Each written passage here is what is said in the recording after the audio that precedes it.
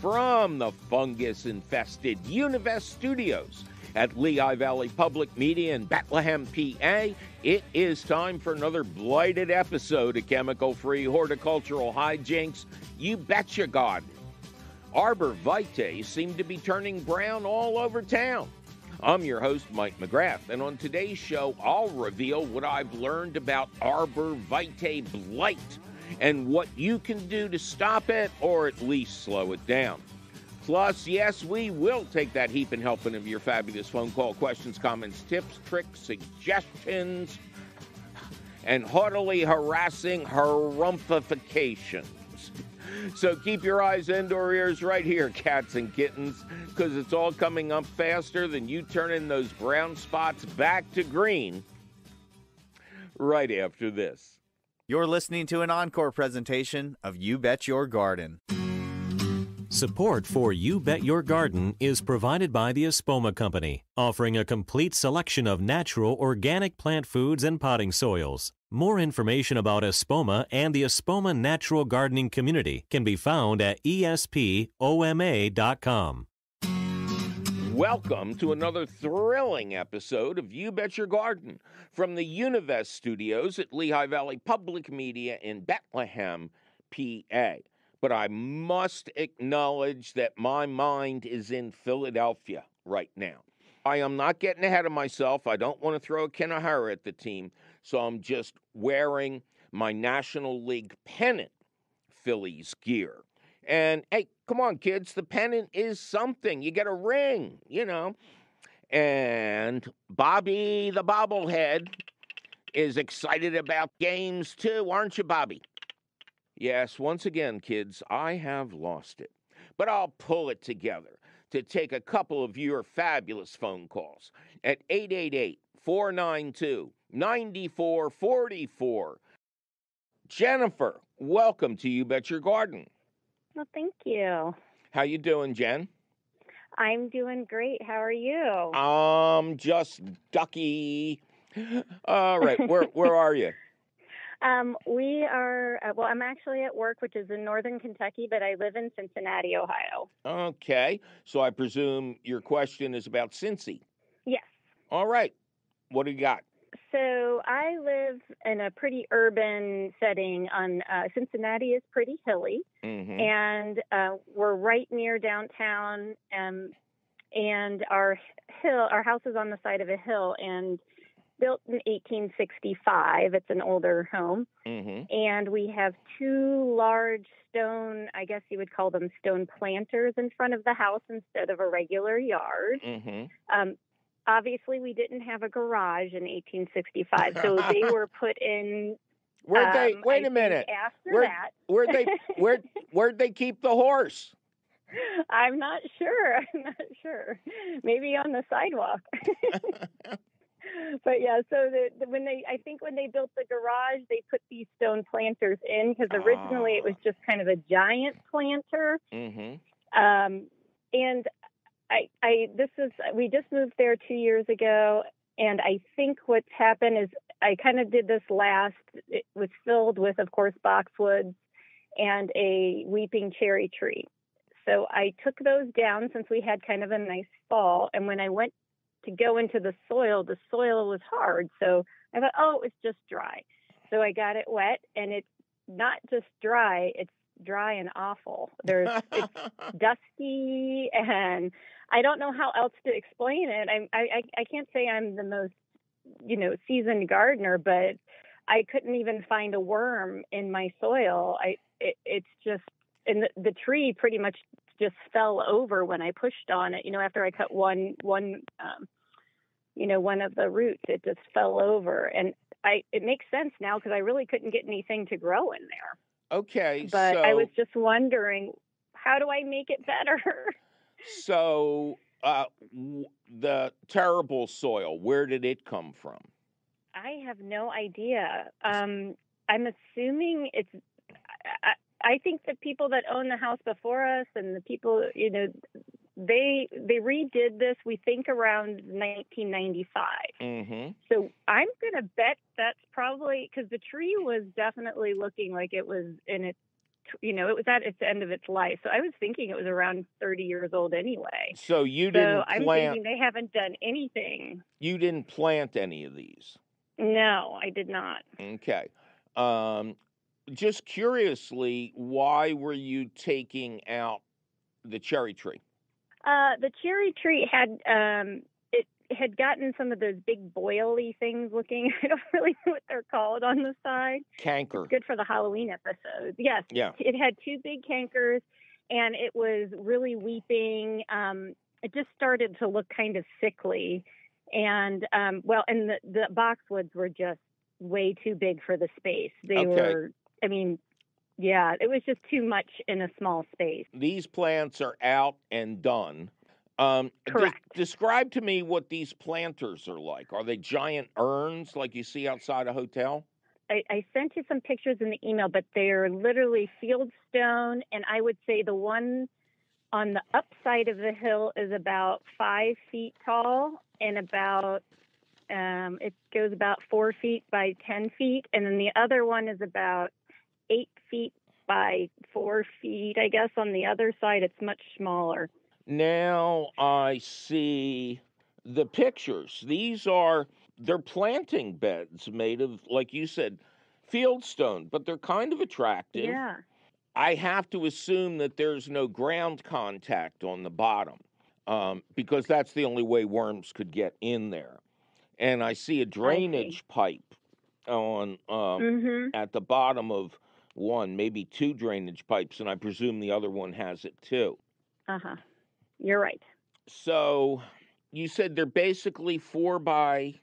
One is like 4, it's probably 4 by 10, the one that's over by the stairs on the upside of the hill. And the other one's probably about 10 feet by 2.5 to 3 feet. Okay. But I tried to dig down after to dig out the roots of the tree, and they either threw the extra field stone in there, or I started finding big, huge rock. There was that old theory that you should fill up big planters like this with broken pots and stones and packing peanuts so you didn't have to spend as much money. Over the fall, which is a really nice time to work outdoors, I would suggest you excavate as much of the soil as you can, and you're probably going to have to leave a couple of big rocks around. Yeah. But if you say they're nice, take the nice ones and incorporate them into that landscape. Now, Okay. And then in the spring, I would suggest you get, is there a way a truck could dump some topsoil at your property, or is everything too tight? It's pretty tight, but there are trucks that come through there all the time. So I'm sure we could find someone to come through. Well, and what kind of vehicle do you have? We have a Mini Cooper. Oh, you're a big help. Jeez, Louise. Yeah, it's not going to help too much. If you have, surprised how much it carries. Yeah. If you have a friend with a pickup truck, one thing you can do is go to the nearest compost site. I would imagine Cincinnati collects the fall leaves and makes compost from them for the residents, or a nursery that has a really good reputation and good quality materials, and fill up those big rolling trash cans. Ideally, half topsoil, half compost, and buy 2 big bags of perlite. That's a popped white material. It's mined. It's really good for lightening your soil. And I would fill the enclosures, the garden beds, 50-50 compost and topsoil, and as you're filling it up, empty one of those huge bags of perlite into each one. Okay. Then you're going to have fabulous soil. It would not be cheating if after a rain there's a bunch of earthworms on the ground to transplant them into the soil. And then Okay. when you're done that work, you can literally grow anything. What's the sun exposure? It gets pretty much full sun till about 2 o'clock in the summer, and then we're east facing, but the south is uphill, so we don't get as much sun in the winter. I get east. I get sun from the east, and it's remarkably good for plants. So you could grow almost anything out there. Do you know what you want to grow? Well, I'm not a big weeping cherry fan, but I liked the fact that when we looked out our front window there was that little bit of canopy instead of seeing the street. So I wanted to get another tree that was about 8 to 10 feet, but maybe not as horizontal, I guess is a good way, because right. No, the weeping stuck out into our yeah. No, you can get ornamental cherries that are straight up. The weeping is a human bred variety to make it look nice. So if you guys are willing to act fast, you can probably get a really high quality pair of cherry trees at like maybe 50% off, because we're getting into the end of the season. And plant them in the fall and they'll do superb. And with any luck, you'll get the cherry blossoms in the spring. I think that's a great use for those planters, but match them. Okay, I will. Okay? And all that stuff, I will. all that stuff I talked about, just go to How to Fill a Raised Bed at our archive of old articles and just do the same thing. You have raised beds, they're just stone instead of wood or metal. Yeah, that's what I was wondering, if I should treat it the same way. I was just scared you were going to tell me I had to keep dumping out the soil every year and putting new stuff in. No. That makes me feel better. Oh yeah, no. Once you get real good soil in there, all you'll need to do is, add an inch of compost every spring or fall. Oh, wonderful. That's much better news than I thought. Well, I'm happy to deliver it. I appreciate it, and I appreciate all your help. Oh, my pleasure. You take care now. All right, you too. Bye-bye. Bye-bye. Well, it's time for me to take another little break. I'm reasonably easy, Mike McGrath, and you're listening to You Bet Your Garden from the Univest Studios at Lehigh Valley Public Media in Bethlehem, PA. Sock a little poke salad to me. You know I need me a mess of it.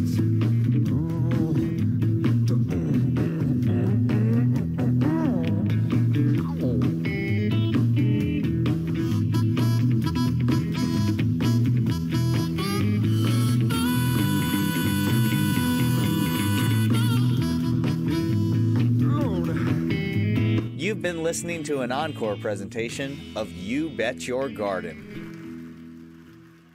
Support for You Bet Your Garden is provided by the Espoma Company, offering a complete selection of natural organic plant foods and potting soils. More information about Espoma and the Espoma Natural Gardening Community can be found at espoma.com. You're listening to an encore presentation of You Bet Your Garden. Welcome back to another thrilling episode of You Bet Your Garden from the Univest Studios at Lehigh Valley Public Media in Bethlehem, PA. I am your host, Mike McGrath. Have you noticed that a large number of Arborvitae are turning brown in weird places? What's going on? Well, I found out what's going on, and I'm going to tell you when we get to the question of the week. In the meantime, more of your fabulous phone calls at 888-492-9444. Carol, welcome to You Bet Your Garden. Thank you, Mike. Hello. Hello. How are you, Carol? Enjoying fine weather here in Lebanon Township, New Jersey, Hunterdon County. Yes, I shouldn't. I shouldn't. I don't know. But I'm going to mention that we are going through an unbelievably beautiful stretch of fall. And I can't call it an Indian summer because I don't know about you, but I haven't had any frost yet. I still got tomato plants out there. And we've had 4 nights of frost so far. Yeah, my microclimate is so weird. I'm halfway up I'm half a mile up on the foothills of South Mountain, and my garden is up high, and there is a frost flow that takes all that cold weather down much, much below where I grow my stuff. So I got lucky for a change. And but this weather in the 70s is beautiful. It is. All right, what can we do you for? I was interested in the caller who was talking about her Indian meal moth infestation last week. Right. And you very, very rightly told her about cleaning out her cabinets, not with bleach, thank you. Mm-hmm. But I also wanted to alert people to the fact that the bird seed that we're all buying at this time of year to feed the returning winter birds can be infested. The only time I had a problem with Indian meal moths, I traced it back to a bag of sunflower seed. And so you need to check those, make sure that you store the seed well. I only buy small quantities, so I'm able to store it in clean, dry plastic jugs for milk or water or juice. And that seems to work fine for me. But be careful about bringing them in, because sometimes you bring in an infested bag and don't realize it. Well, these meal moths, pantry moths, grain moths, they have been around for untold millennia. For as long as people have stored grain, this nasty little insect has adapted to feeding on the grain and then metamorphosizing into a moth and laying eggs where? In the grain. So it is, it's a perpetual motion machine. And like I said last time, you can only imagine what it's like when you've got grain silos and stuff. Yes, I can't imagine that. It must be like they think it's the Garden of Eden. I want to reiterate that I do not approve of feeding seed to birds. But I'm also going to add that if you're going to feed seed to birds, the dead of winter is the time to do it. You're not going to interfere with the hatchlings of spring being confused about where their food comes from. The Humane Society, many other organizations are begging people to stop feeding seed when hatching is occurring, because they want the baby birds to learn where the food is in the wild. Also, as the weather warms up, bird feeders are a source of really devastating diseases on the bird population. They get these eye infections because, they're all clustered there and they're pooping on the seed as they're eating it. And it's just a bad idea. But thinking it over, I don't have a huge problem with feeding the seed in the winter, other than you're encouraging those servants of Satan, evil squirrels, who are attracted to bird feeders more than birds are. And always remember, with sunflower seed, they are allelopathic. Any seed that gets dropped on the ground is not only fodder for rats and mice and voles, but it can make that the soil underneath ungrowable for many other plants, which is why I always suggest that people, when the weather gets cold, I'm going to put mine out pretty soon, hang suet feeders. Suet feeders have more fat and protein than sunflower seeds, and they don't attract vermin, and it's a great thing.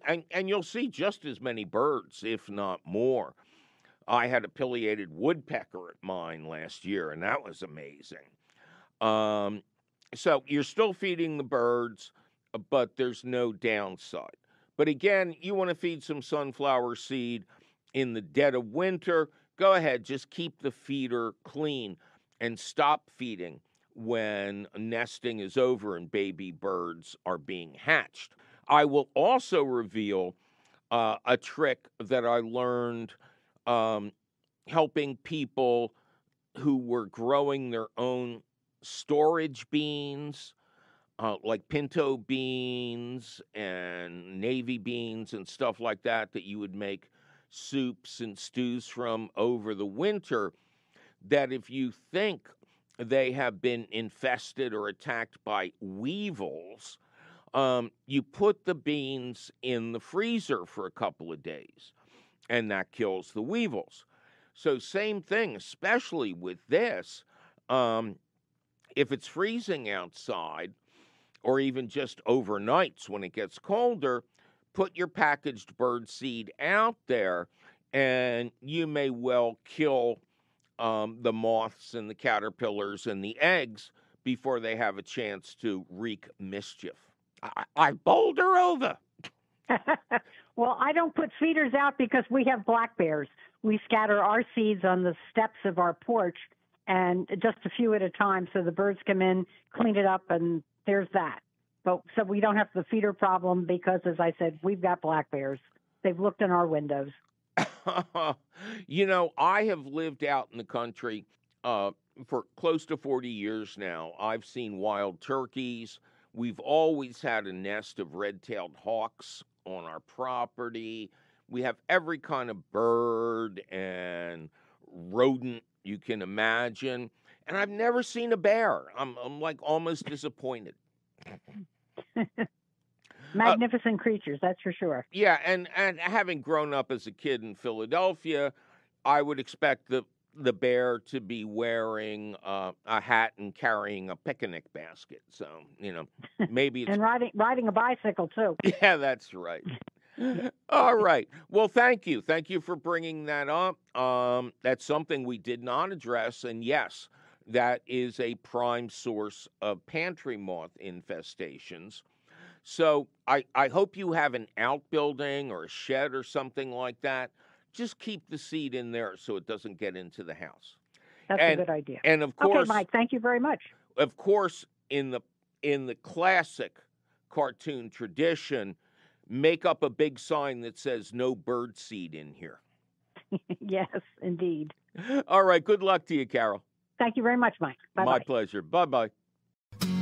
Two little bugs, little bugs, little bugs, little bugs, little bugs, little bugs.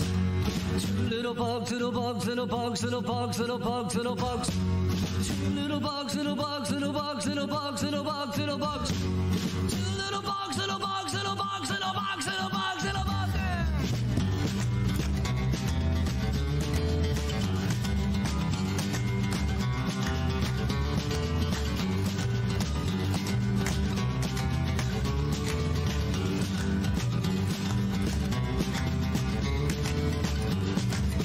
'Little bug, little bug, little bug, little bug, little bug, little bug.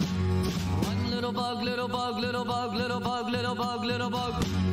One little bug, little bug, little bug, little bug, little bug, little bug. One little bug, little bug, little bug, little bug, little bug, little bug.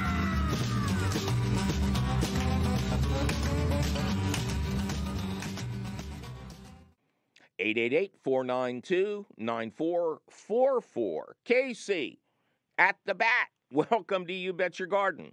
Well, I hope I don't strike out, Mike. How are you today? I am just ducky and bobbling. You know, my Phillies won the pennant, so I'm a happy boy. How are you, sir? If I was doing any better, I'd be a McGrath. Oh, boy, I got everybody fooled, don't I? And where is Casey? Casey's in the Midlands of South Carolina in Lexington. Oh, okay. So you're inland. Yes. So what? Generally South Carolina has a very mild climate. Is yours any different than that? Are you at elevation or anything? No elevation. Pretty mild. Usually around mid-November we get a good hard freeze, and then it kind of cools off from there. Okay. So you do get freezing temps. Yes. Okay. Very good. What can we do you for, sir? Well, my wife and I would like to plant some flowers that will bloom through this fall and into the winter, hopefully perennials. I know that may not be an option, but we didn't know if pansies were our only option and if they would make it past the hard freeze. Oh, yeah. Yeah, they will. Pansies are remarkable. Instead of being, quote, a pansy, They're the toughest flowers around. You plant them in the fall, and they will bloom even through the first frost. And they may go a little dormant if you get a rough winter with snow, but they will stay alive, and then they will bloom like crazy as soon as the weather warms up. Their only problem, so to speak, is that they can't stand really high temperatures. So when we hit summertime, sometime in July, they tend to wither up and pass away. But pansies do have a habit of self-seeding. I remember I grew a whole bunch of pansies a couple years ago on my front patio, which is stamped concrete. And it has these little openings in it to allow for freeze and thaw. The next spring, it was crazy. Every little line, every little space was covered with pansies that were growing out of whatever dirt got blown into there. So in that way, they're kind of perennial, but you're not going to see them in July and August. Very good. Now, let me see. In winter, well, at least fall into winter, I tend to think down south, crepe myrtle, which is, to the best of my knowledge, one of, if not the last plant to bloom. And those blooms tend to hold on. So I think that would be a good choice. I'm trying to remember the name of the plant, and my friend Barry is going to kill me because he has a nursery, and I believe it's in West Virginia, Sunshine Gardens. And he sells these remarkable perennial plants, one of which the common name is the Christmas lily, because it will often bloom right around Christmas time. The blooms persist. Again, it's a perennial, and deer and rabbits and evil squirrels won't bother it. It's driving me crazy now. I'll scream it halfway home when we're done the show. And but if you go to Sunshine Gardens and you find Barry, you'll see an incredible variety of these things. It's like eating away at part of my brain trying to get out. Fall into winter, that's pansy time. Absolutely. Another very good plant would be holly, because obviously the leaves persist in the fall, the berries come out. And although there are different color hollies, like my blue holly, sorry, the fruits are all red. It's the leaves that are said to look blue. But again, there's another deer-proof plant. Doesn't need protection. I've never seen rabbits nibble at the bark or anything like that. And it really is a plant with four-season interest. Now, if you want to go crazy, weeping willows are the first plants to bloom in the spring. And, you know, they can bloom again right around Christmas time. There's another plant like it that is escaping my brain here, which is getting old and atrophied. And very tiny spring bulbs. They used to call them minor bulbs, M-I-N-O-R. Now they call them special bulbs.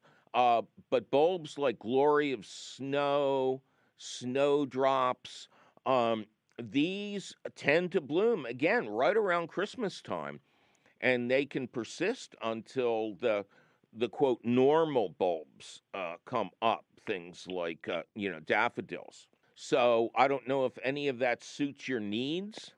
It all sounds great to me, Mike. Witch hazel, that's the other one that blooms at around the same time as willows. And you know the display that witch hazel puts on. It's just just amazing. So I think in your climate you've got a good number of plants, but please go crazy on pansies. And in the spring, when they really start to bloom crazily, don't forget that you can eat the flowers. The flowers Really? are edible. And, you put like a dozen pansy flowers on top of a green salad, and suddenly that's something you'll charge $50 for at a restaurant in New York. They are also incredibly nutritious. They are the only edible plant source of rutin, Rutin, a nutrient that is really hard to find otherwise, but it actually strengthens your capillary walls. So it can reduce or eliminate the look of varicose or spider veins, and it's good for heart health, too. The stronger your capillary walls are, the better the blood flows. Mike, that's some amazing knowledge you have inside of that Yeah, slightly aged brain of yours. Yeah, if I could only remember the plants that Barry sells. I think I left a runner on third here, And as soon as you're gone, I'll remember it, I swear, That's the way it works. All right. Well, thank you. That's a great question. Thank you. Thank you for your wealth of knowledge. Have a great day. You too, sir. Thank you. Bye-bye.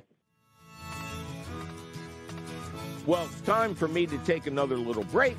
I'm reasonably easy, Mike McGrath, and you're listening to You Bet Your Garden from the Univest Studios at Lehigh Valley Public Media in Bethlehem, PA. This is 91.3 FM, WLVR Bethlehem, WLVR.org. You're listening to an encore presentation of You Bet Your Garden.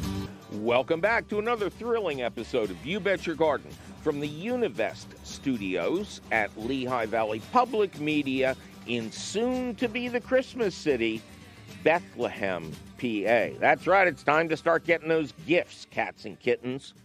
But for now, we are in the stretch. In just a little bit, we'll get to a very important question of the week about a pair of pathogens that are attacking Arborvitae and what you can do to prevent it or try to cure it.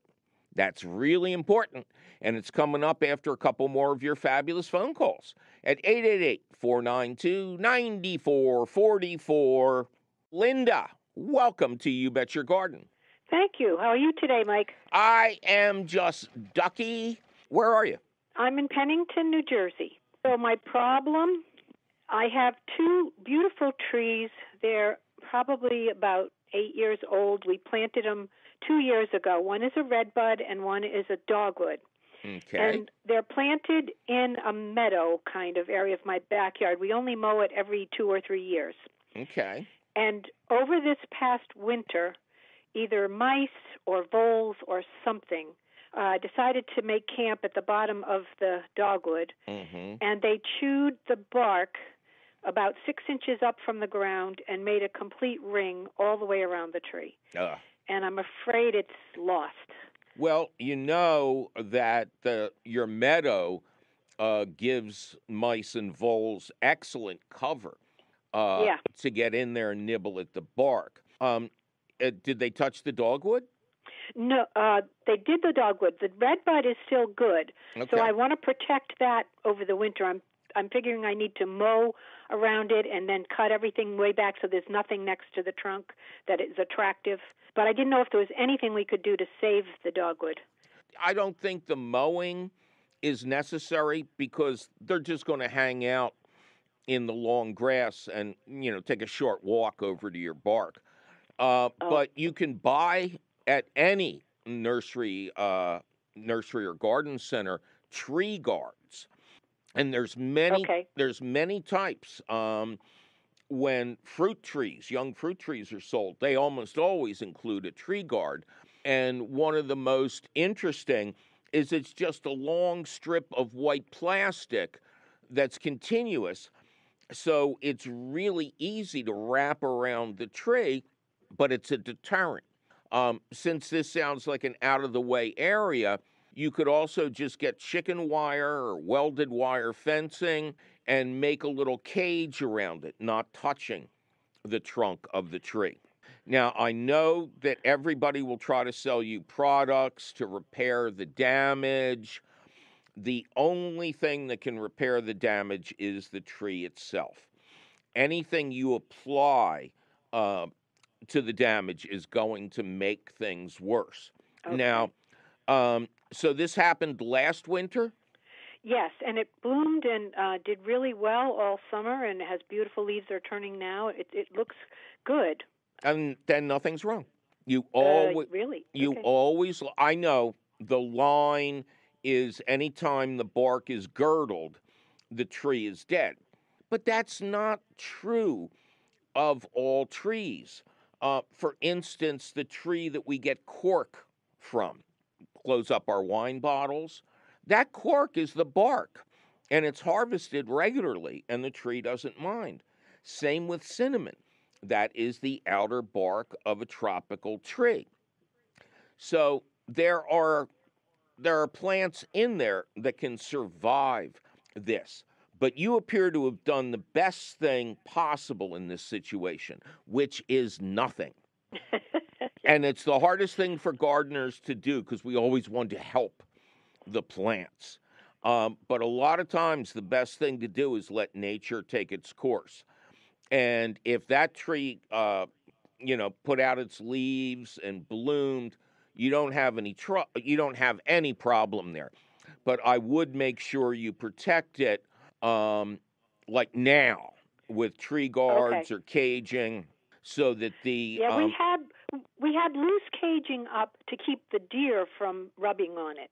Right. So I think we just need to get down to the ground. I'll get a tree guards.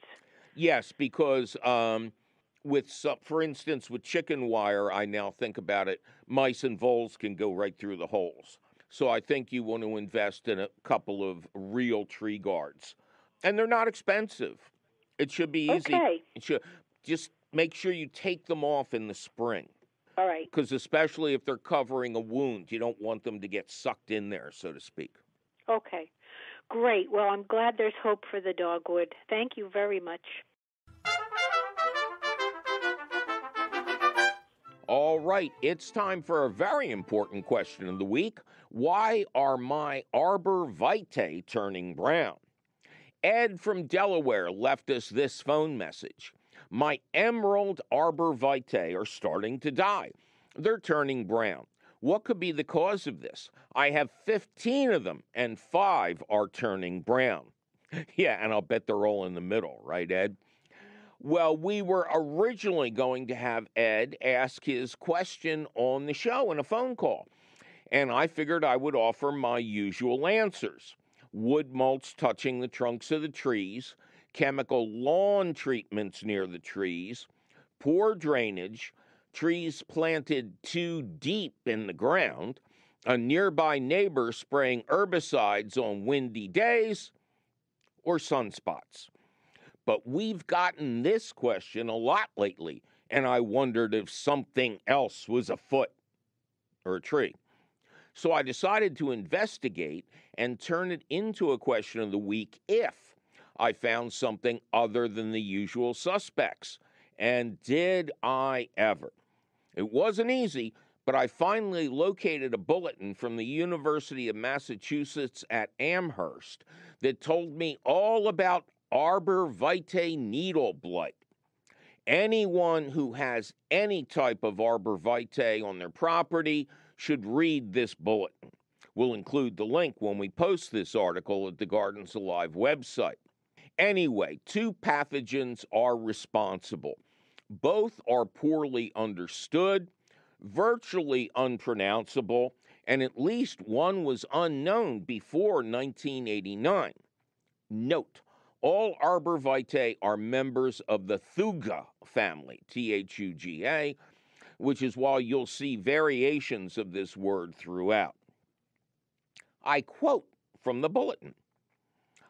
Oh, God, am I going to have to? I'm not going to try to pronounce this thing. Let's just call it Philo, okay? Because that's how it starts out. It is believed that Philo is the primary species encountered. This fungus was first described in 1989 and is thought to occur only on Thuja species. But based on submissions to the University of Massachusetts Plant Pathology Lab, this pathogen can also be found on Leyland cypress, false cypress, Japanese cedar, and juniper/red cedar. Infected Arborvitae typically have blighted needle tips and or discolored pale green to yellow needles that may appear desiccated, means they're dried out. Infections often initiate at the needle tip and progress inwards. During wet weather, black pads of fungal tissue rupture through the epidermis on symptomatic needles to release large volumes of spores, which are then blown or splashed onto nearby shoots to initiate new infections. Now, because Arborvitae have dense canopies, especially those that have been pruned for deep density, ideal conditions exist for the development of this pathogen. Most infections are likely to become established during wet weather in the spring, when new needles are emerging and not yet fully developed. However, the pathogen may also be actively sporulating during the autumn season, especially when moisture is abundant. Overly aggressive pruning and winter injury are likely the most important stresses that lead to infection. The fungus invades the plant at the tips of new shoots, or it can utilize pruning wounds as a source of entry. Once established, it causes browning and dieback that can eventually kill small branches. Overall, the second pathogen, which we're going to call Pesta, is more aggressive in comparison to the other one because of its ability to attack stems and small branches. Phyllo is primarily restricted to the needles. Pesta is opportunistic and attacks weakened plants, predisposed to infection by drought, insect feeding, mechanical damage, and planting stress. This fungus is a known endophyte, meaning that it can live dormant within the plant without causing disease, an adaptation that allows it to readily overwinter in asymptomatic plant tissue. Pesta produces small pads of fungal tissue underneath the epidermis of the plant, and when moisture is abundant, the pads rupture, producing a long black mass of spores. During wet weather, these spores are blown and splashed onto healthy nearby plant parts, initiating new infection centers. The best course of action for management of any needle or shoot blight pathogen is to prune and discard as many infected plant parts as possible. Dead shoots and needles harbor the fungal pathogens and allow them to overwinter in the tree canopy. When they sporulate, or is it sporulate? I don't know, I just love that word. From the dead tissue the following spring, the spores are in very close proximity to newly developing and susceptible plant tissue. On well-established mature trees, this level of pruning can be a daunting task, but a necessary one if the disease is to be successfully controlled. However, it is important to keep in mind that spores travel long distances and both pathogens are widespread in the environment. Avoid pruning during wet weather, as this is the time when the fungus is most actively producing and disseminating spores. Avoid watering with overhead sprinklers that wet the foliage, which allows moisture to linger on the needles, facilitating spore production and germination. Drip irrigation or hand watering of newly planted trees is preferable. End quote. Now, the author, Nicholas Brazee, goes on to mention the importance of cleaning the forest floor, as any infected needles or branches not cleaned up are capable of spreading the fungus. He also recommends the ancient organic herbicide copper as a way to prevent or control the disease. Plants should be sprayed with copper in the spring and fall, ideally as a preventative before symptoms emerge. Sunlight is important as well. Although somewhat shade tolerant, these plants do best in full sun. The more shade, the better the chance that these two fungi will thrive. I'm a fungi. On a more positive note, kind of, the wood of Arborvitae is highly rot resistant. I did not know that. And would serve well as a frame for raised beds or a compost bin. So if you wind up cutting down any trees...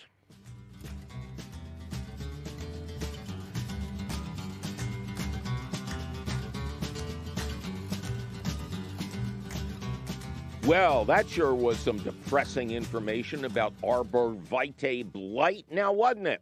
Luckily for you, the question of the week appears in print at the Gardens Alive website. To read it over at your leisure or your leisure or whatever, just click the link for the question of the week at our website, which is still and will forever be youbetyourgarden.org.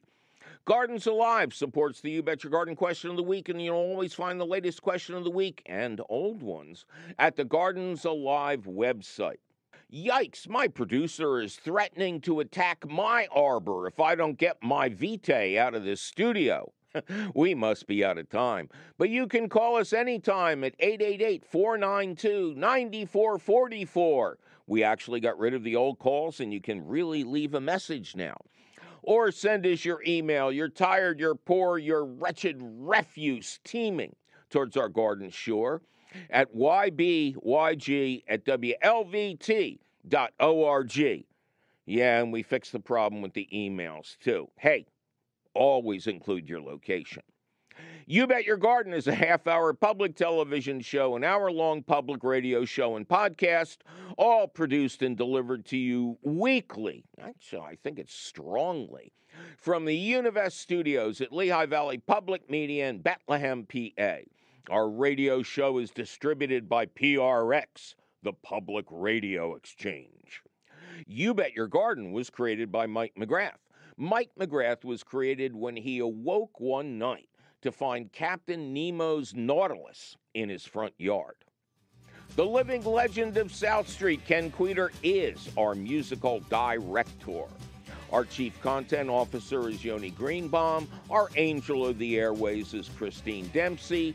Our sound engineer is the almost always cheerful Charlie Sarah. Sorry about your Mets, Charlie. Our social media director is Amanda Norfleet. Check out her fine work and send her pretty garden pictures of your place so she can post them at the You Bet Your Garden Facebook page. Teresa Radke is our peerless princess of profound production. The always lovely Jonas Bowen is our audio editor. Judicious Jake Boyer takes care of the video. Our directorial director of direction is the harassed and harried Javier Diaz. As always, special thanks to our beloved band of hoodlums, thieves, and card sharks. Zach the Tack, Jacob Morris, and anybody else hanging out in the control room. Or is that hiding out? Our beloved and bedraggled CEO, Tim Fallon, is wandering the hallways muttering, "My name is George Tirebiter. I never lie, and I'm always right." I'm your host, Mike McGrath, and I'm watching helplessly as evil squirrels replace my spring bulbs and garlic with black walnuts. And I'll be cursing those long-tailed servants of Satan until I can see you again next week.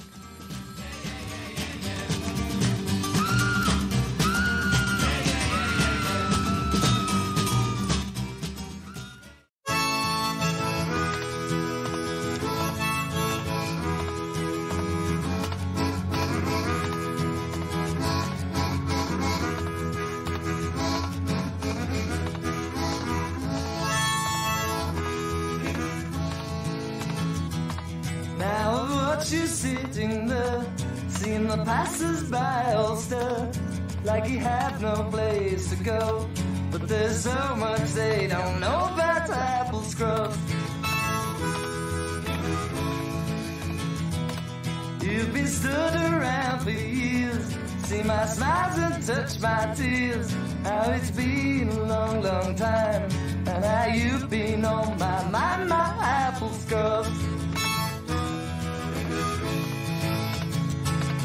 Apple scrubs, apple scrubs.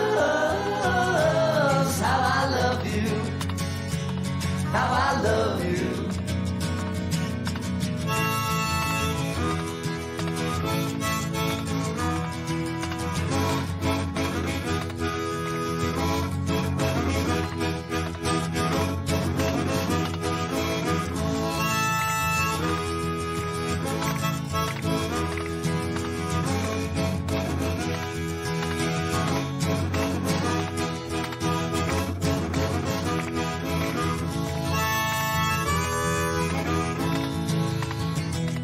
In the fog and in the rain, through the pleasures and the pain, on the step outside you stand, with your flowers in your hand, my apple scrubs. While the years come and go, now your love must surely show me that without all time and space, we're together face to face, my apple scrubs.